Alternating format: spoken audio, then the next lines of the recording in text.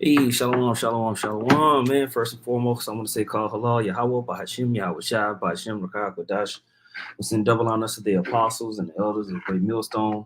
We send much peace, love, and salutations to you, Akiam, out there. Pushing the word of Yahweh, Bahashim, Yahweh Shai, in sincerity and truth. This is brother Ariala. And as you can see, I titled this, the J double O's are losing the narrative, man. As we can see, public sentiment has shifted hard against the small hats ever since we had this thing that went down in October 7th. The state of Israel has responded violently to Hamas and the Palestinians in general, and have justified, a lot of what they've been doing by saying that, hey, we're under attack, we have to be able to protect ourselves, and that narrative is very, very quickly disintegrating. And scriptures talk about how they were going to come down quickly, knowing that they have but a short time. And basically, the hand is their hand is going to be forced, right? So I wanted to play this. I want to start out with Habakkuk, the second chapter. Start down at verse 15. It says, "Woe unto him that giveth his neighbor drink, that putteth the bottle to him, that maketh him drunken, also that thou mayest look on their nakedness." And this is what has happened with these small hats. The elites, they control and basically write the narratives for the world economically, politically. They influence everything, from banking to military movements. And so it's likened them putting the bottle to their neighbors for them to drink, right? Verse 16, he says, "Thou art filled with shameful glory, drink thou also, and let thy foreskin be uncovered." All right. "The cup of the Lord's right hand shall be turned unto thee," and it talks about drinking the cup of basically judgment. All right. Indignation from the Heavenly Father. It says, "And shameful spewing shall be on thy glory." So this is what's happening to the Edomites in general, man. People are starting to see the truth. Okay. It says, for the violence of Lebanon shall cover thee, and the spoil of beasts which made them afraid, because of men's blood, and for the violence of the land, of the city, and of all that dwell therein. All right. And so now we're starting to see nations around the world become more and more riled up and push out more anti-small hat rhetoric. All right. And these nations are showing their disdain towards a lot of these actions. I'm going to play a couple clips.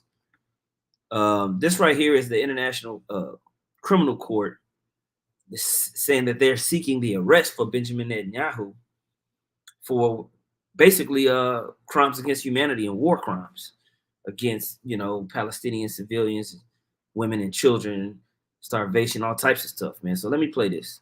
Reasonable grounds to believe, on the basis of evidence collected and examined by my office, that Israeli Prime Minister Benjamin Netanyahu and Minister of Defense Yoav Gallant bear criminal responsibility for the following international crimes: starvation of civilians as a method of warfare, willfully causing great suffering, serious injury to body or health or cruel treatment, willful killing or murder, and intentionally directing attacks against a civilian population, as well as crimes against humanity of extermination and or murder, persecution, and allegations of crimes of committing other inhumane acts. It's alleged that these crimes were committed in the context. When I look at this, it does look like AI, man. But, that's just me. Of the ongoing armed conflict, and as part of a widespread and systematic attack against the civilian population of Gaza, pursuant to a state policy. I have reasonable grounds to believe, on the basis of evidence collected and examined by my office, that Israeli Prime Minister Benjamin. Boom. And so also what's happening more is we're seeing all of these protests happening on college campuses all across the world, even here in the States. People are looking at all the carnage that's happening over there in Gaza and in the northern part of Israel, and they're not believing the narrative that's being pushed out, man. They're not believing the narrative that it's just the defenseless Israeli state that needs to defend itself. It looks like complete genocide, and it's causing people to, you know, protest and become upset that shameful spewing is going out. Okay. Now I'm gonna read this just because I saw the brother put it up there. Hold on. I'll just read it straight from the comment board. He put Jeremiah chapter 49, verse 14. I ever heard a rumor from the Lord, and an ambassador is sent unto the heathen, saying, gather ye together and come against her and rise up to battle. For lo, I will make thee small among the heathen and despised among men and kind. Just like the brother Shalom, like the bro said, making them small is like to be insignificant, to be looked down upon. This is what's happening. We also can read that scripture, and it's also in Obadiah. When you skip down to the 20th verse, it says, therefore hear the counsel of the Lord that he hath taken against Edom, and his purposes that he hath purposed against the inhabitants of Teman. Surely the least of the flock shall draw them out. Surely he shall make their inhabitants desolate with them. The earth is moved at the noise of their fall. At the cry, the noise thereof was heard in the Red Sea. So all of these things are being stirred up, man, more and more and more and more, for the sake of prophecy being fulfilled. Okay, and it's going down, point blank. Period. I'm gonna play this clip. 28th of this month, Slovenia. Governments of Ireland, Norway, and Spain have announced they will recognize an independent Palestinian state beginning on the 28th of this month. Slovenia and Malta could follow suit. So these were the scenes inside the Spanish parliament as that announcement was made. Prime Minister Pedro Sanchez said his country had an obligation to act. Now, if somebody can go put the definition of the two-state solution into the chat. More and more of these nations around Europe, these Western, so-called Western nations, are coming up against the state of Israel in the way of policy, because they're recognizing that the Palestinians should have an organized international state that's recognized. This will give them more leverage in international courts from when humanitarian kind of violations are happening to them. They'll have a place to say, hey, this is a violation of the Geneva agreements and all this other international court crimes. Act and accused the Israeli Prime Minister Benjamin Netanyahu of putting the two-state solution in danger. Prime Minister Netanyahu has no peace project for Palestine, but Netanyahu is creating so much pain and so much destruction and so much rancor in Gaza. And then people want Netanyahu's head, man. So he's running out of time to get a lot of his agenda pushed forward because they want his head. The rest of Palestine, that the viability of two-state solution is in serious danger.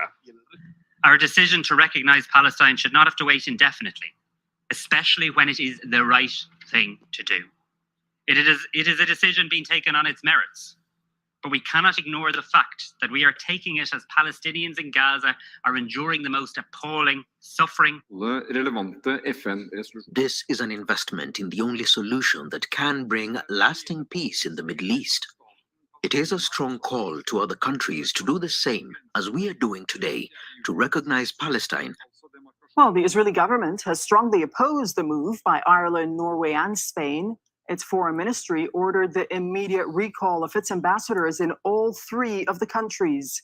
The Israeli finance minister, Bezalel Smotrich, has called for sanctions to be imposed. Boom. And so in response to this, the state of Israel were calling their ambassadors from these different nations that just announced that they recognizing a Palestinian state. So even in the face of global backlash, there's a defiant, proud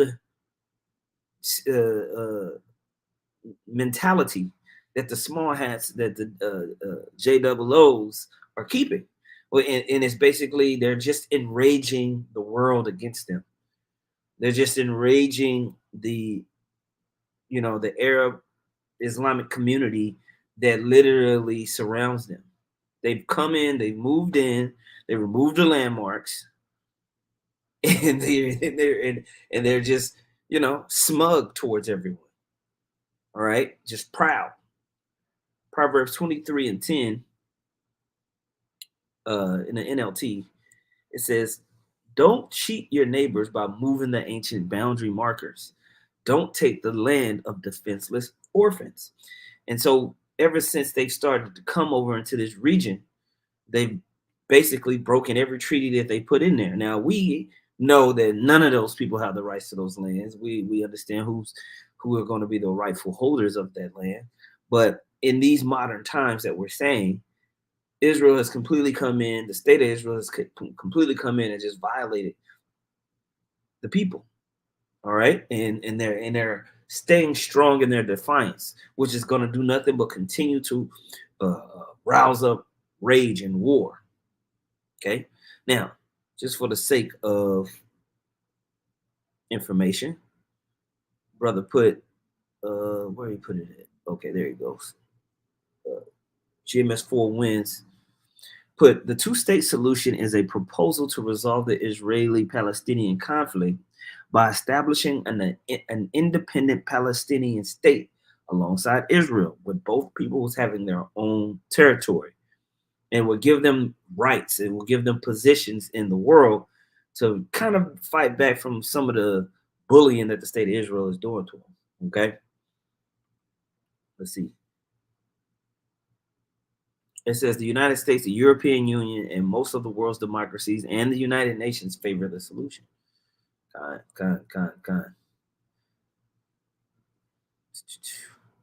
Let's keep playing. Posed on the Palestinian Authority. Well, we have with us Norway's foreign minister now, Espen Barth Eide, joining us from Oslo to talk about this. Foreign Minister, thank you for your time. Why did Norway decide to take this step at this time? Well, first, because it's the right thing to do. The Palestinian people have a right to statehood, and it has been our view for many, many years. And for many of these years, we thought that our bilateral recognition will come at the end of a negotiated settlement. We have now realized that there are no such negotiations going on. But we're at the other hand realizing that the drama we've seen with the terror attacks in Israel, with the extreme violence in Gaza, with the settler violence in the West Bank, the whole situation is now getting out of hand and in the hands of extremists. And we want to raise the voice of those who still believe in a peaceful, non-violent solution, who still believe that there can be an Israeli and a Palestinian state living side by side. And we know because of prophecy that there's not going to be any peaceful solution. It's just going to culminate into war. It's just going to culminate into people blowing each other up, you know. Court is to those authorities, to the Palestine authorities, to the PLO, and to all those who believe that a two-state solution is possible. And we do that together with Spain and Ireland, as you said, but also with a lot of other countries that have already done this in the world. And we want also to do this as support to the Arab Peace Initiative for regional peace in the area. Okay, you raise a lot of points. Let's just tackle them one by one. Foreign Minister, is this move anything more than symbolic at this point? Do you believe that this step on its own can bring about solutions on issues such as borders, security, the return of refugees, the status of Jerusalem, as well as other outstanding issues for the Palestinians? That's a very good question. And the honest answer is no, I don't think that this on its own will solve any problems. There's actually no action that on its own will solve the crisis of the Middle East. It's a puzzle with many pieces. One piece is to establish a Palestinian state. Another one is normalization with the Arab states. A third one is peace guarantees for Israel, demobilization of Hamas, strengthening the Palestine Authority. It's the sum of these different moves that will change the situation. But this is one piece of the puzzle, and it's one piece that we hold, and we are ready to play that card or lay that piece now as a contribution to a broader settlement. So in its context, it's very... So if you follow follow, kind of like the policy and the mindset of Benjamin Netanyahu and kind of some of the different Zionists. They're not wanting to do this shit. What he's talking about, they want to complete something that was called the Greater Israel Project. They wanted to expand and take over all those territories. They want to take over the Golan Heights regions. They want to take over all of that West Bank Palestinian, territory. They're not looking to have a solution to where the Palestinians have this land. So all these pipe dreams that this guy is talking about, they already know it's not going to happen, man. And so these type of policies and these type of fights is what leads to a lot of the wars that we read about in the scriptures, Isaiah 47:1, come down and sit in the dust, O virgin daughter of Babylon, sit on the ground, there is no throne, O daughter of the Chaldeans. For thou shalt no more be called tender and delicate. Take the millstones and grind meal, uncover thy locks. Make bare the leg, uncover the thigh, pass over the rivers. Thy nakedness shall be uncovered, yea, thy shame shall be seen. I will take vengeance, and I will not meet thee as a man.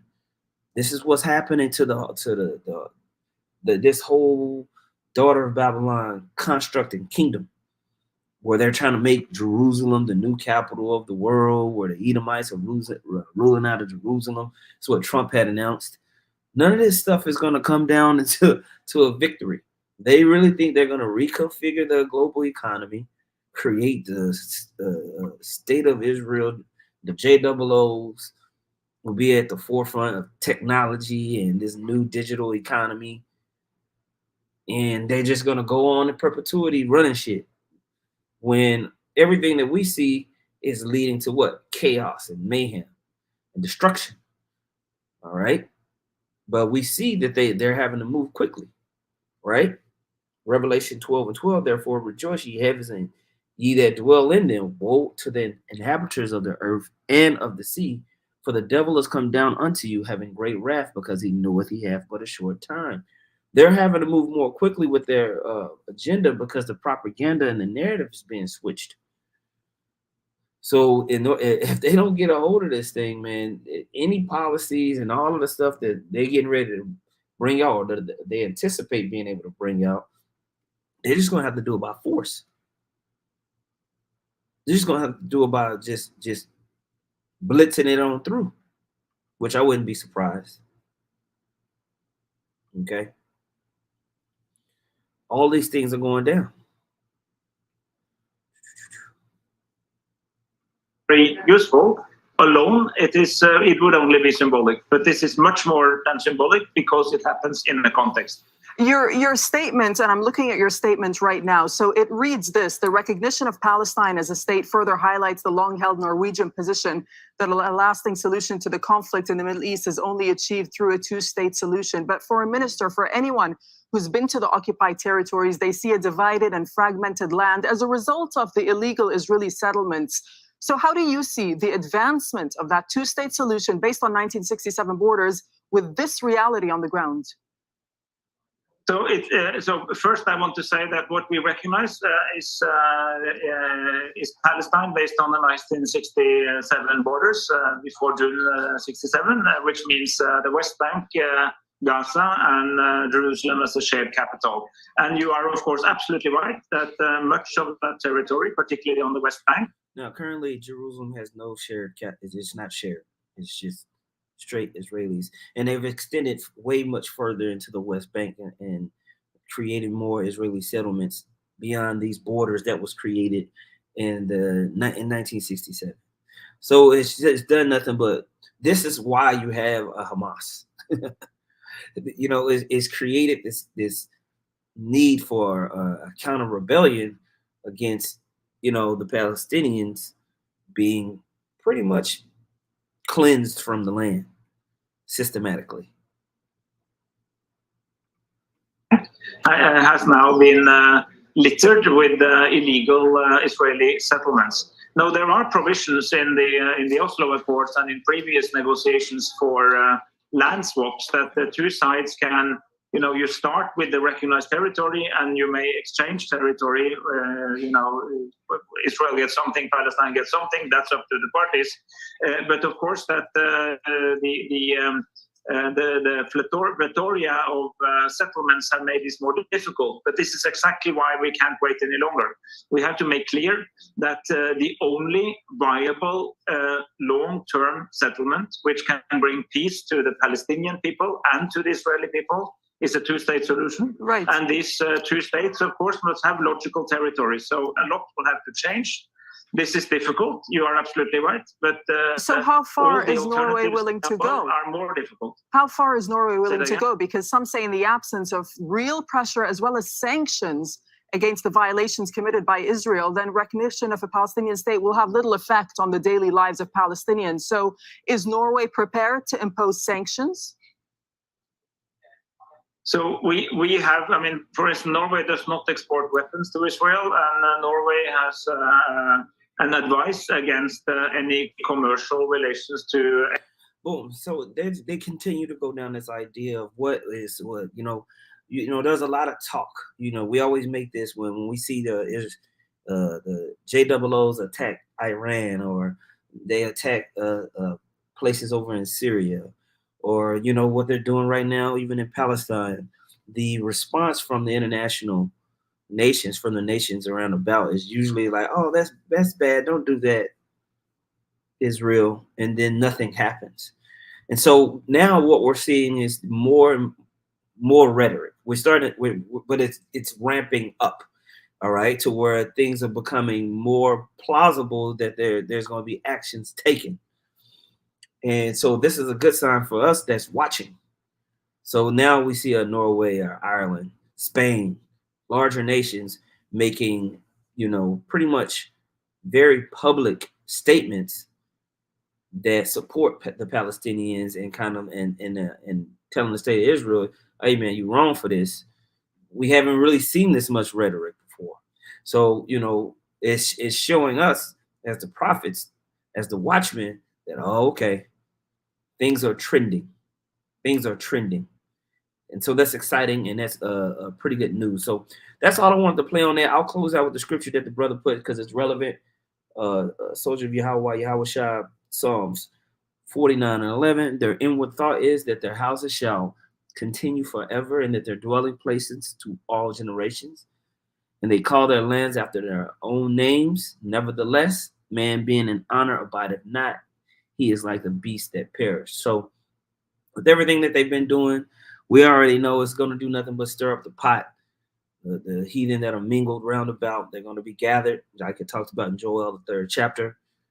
And they're going to go to war, man. So I just want to bring that out, man. We can see that the narrative is changing very, very quickly. And so things are getting ready to roll, man. We're coming up into these presidential elections. So it should be very, very interesting throughout the rest of this year. All right, man. With that, I want to say, Call Halal, Yahweh, Bahashim, Yahweh Shah, Bahashim, Rakah HaKodash. Once again, double honors to the apostles and the elders of Great Millstone. Much peace, love, and salutations to you. I came out there pushing, man. Shalom.